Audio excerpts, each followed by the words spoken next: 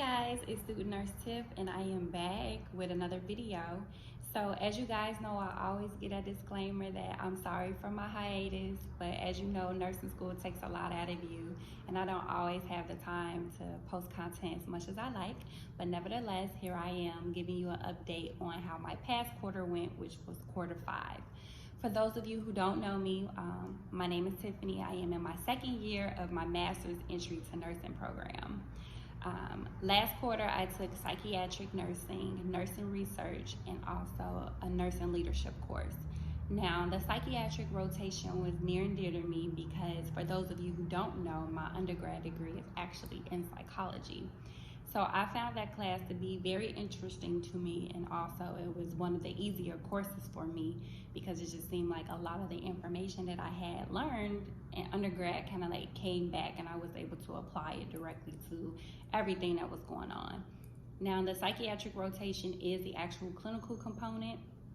I can't actually say where I did my clinical rotation because some hospitals are very delicate when it comes to you posting on social media and talking about the experiences that you had, but I will share them. I just won't mention where I was at. So one of the things that I did get to see that was near, like basically really exciting for me and really new for me and very interesting to me was I got to see a procedure called electroconvulsive therapy.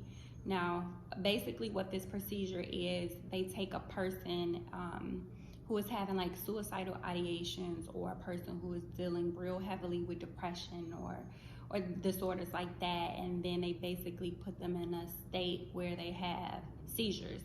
The thought is that it basically will re-trigger your brain to help you get rid of those thoughts of suicide and those feelings of depression. They usually only use this when you are basically like have a record of being clinically depressed for a very long time and where you actually have to get admitted into the hospital where they feel like you are a direct threat to yourself, to danger yourself as well as other people. So this is something that's actually very common among our veterans. They suffer a lot with PTSD and things like that. And it is something that happens on a regular for them. They go in and they at least receive a minimum of maybe like 10 treatments to help them until they start seeing improvement in their condition. Some other experiences that I got to see was a manic person, like a person who was like in the acute phase of dealing with their the manic depression. That was very interesting to me as well. I actually got to sit down with them and talk to them and actually get to see that these people, although they experience many mental illnesses, that they are and truly just humans just like us. Like nothing makes them different except the fact that they have an illness that you can't see, and that one that's very heavily stigmatized. Like in our community, especially African American communities, mental health has a very large stigma placed on top of it. And that stigma makes it hard for people to come out and be open about the things that they're experiencing.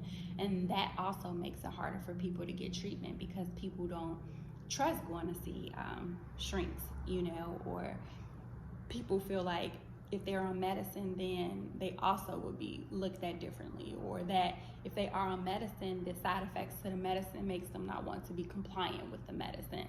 So just to actually be able to get their perspective on, you know, what they're actually going through on a day-to-day basis, and to actually see that, you know, they actually do want help. It's just the ways in which help is given to them that makes it uncomfortable for them.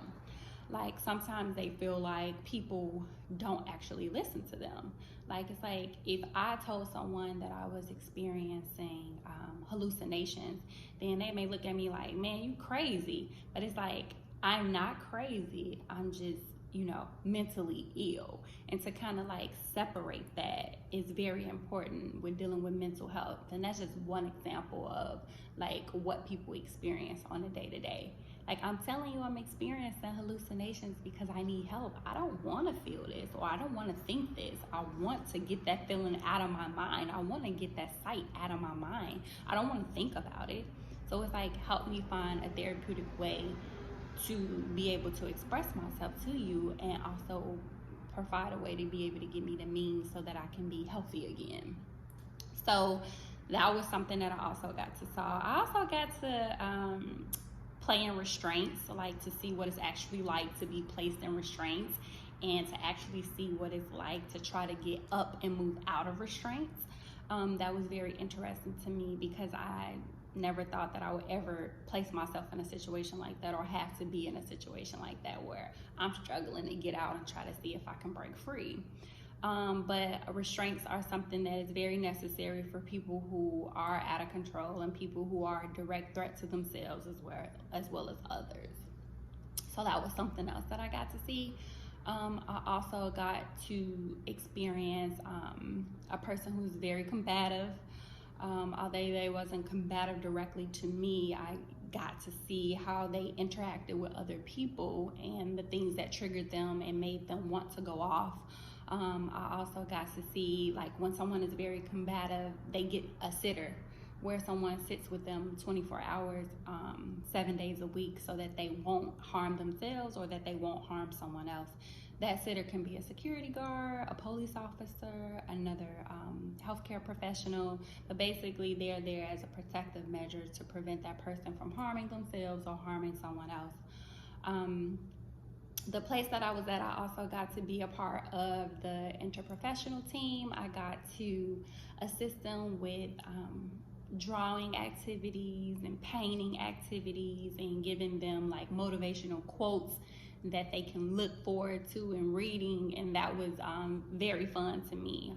Sometimes people need a little boost to motivate them, or need to be able to express themselves in creative ways, and me allowing them to paint or draw was therapeutic for them as well as me, because it's kind of like fun to do, to not always be so clinical.